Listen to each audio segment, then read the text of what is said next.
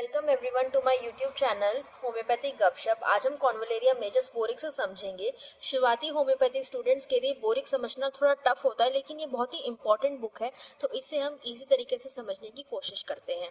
कॉन्वलेरिया measures के लिए आप याद रखो कि एक हार्ट की बैटरी है। अब इसे समझाने के लिए एक केस बताती हूँ।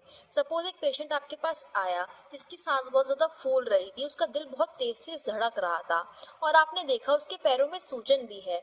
इसे हम कंजेस्टिव हार्ट फेलियर का केस बोलेंगे और इस केस में कॉन्वलेरिया एक बहुत अच्छी दवाई होगी।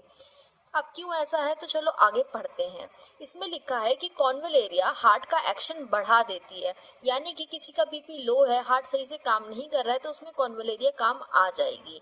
अब हार्ट का एक्शन तो बढ़ाती है, पर सोचो कि वो इरेगुलर ढंग से अगर बढ़ा दिया तो उसको एरिथमिया कहते हैं, जो कि और ज्यादा पेनफुल कंडीशन हो जाएगी पेशेंट के लिए।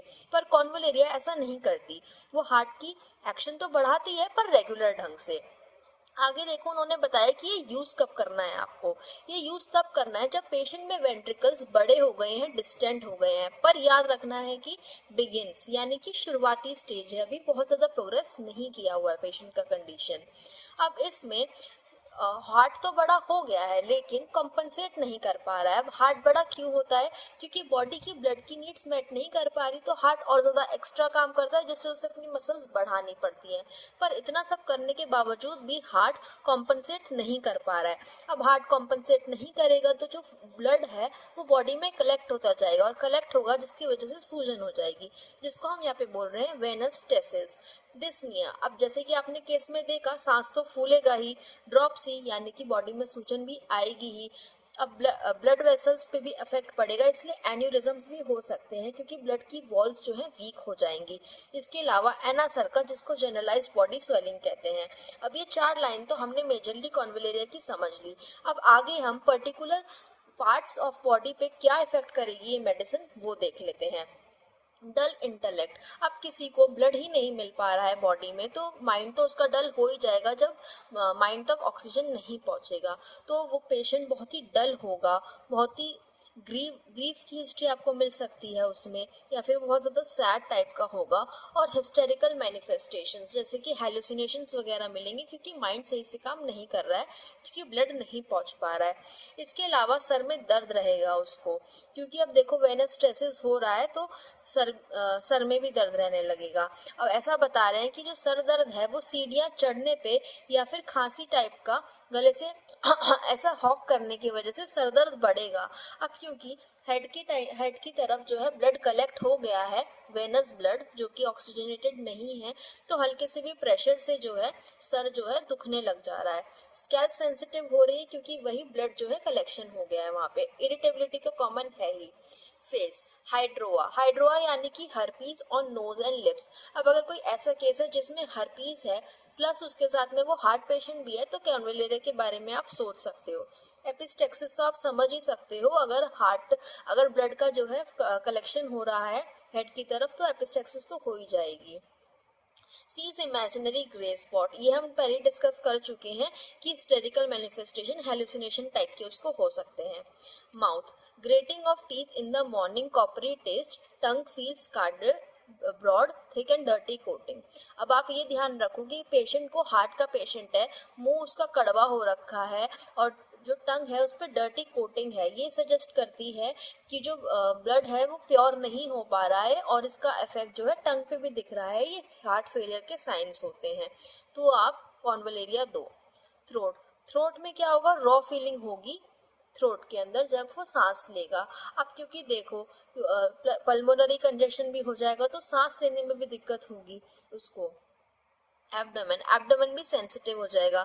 अब आपको पता ही है, अब अगर हार्ट कंजेशन हो रहा है तो पेट में भी पानी भर सकता है, जिसको हम वो बोलते हैं एसाइटिस। तो पेट तो सेंसिटिव हो ही जाएगा, कपड़े भी टाइट फील होंगे और दर्द भी हो सकता है, और सांस लेने में भी उसको पेट में दर्द होगा, है ना। Pain on taking deep breath.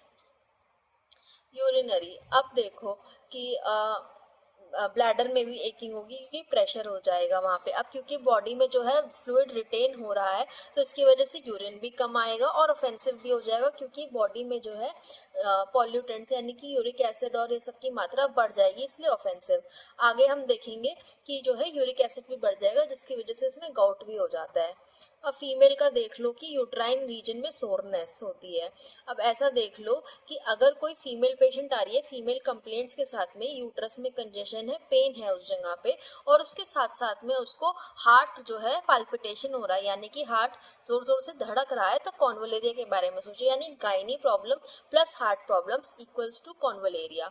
Pen in sacroiliac joint running down the leg, itching at the urinary meatus and vaginal orifice।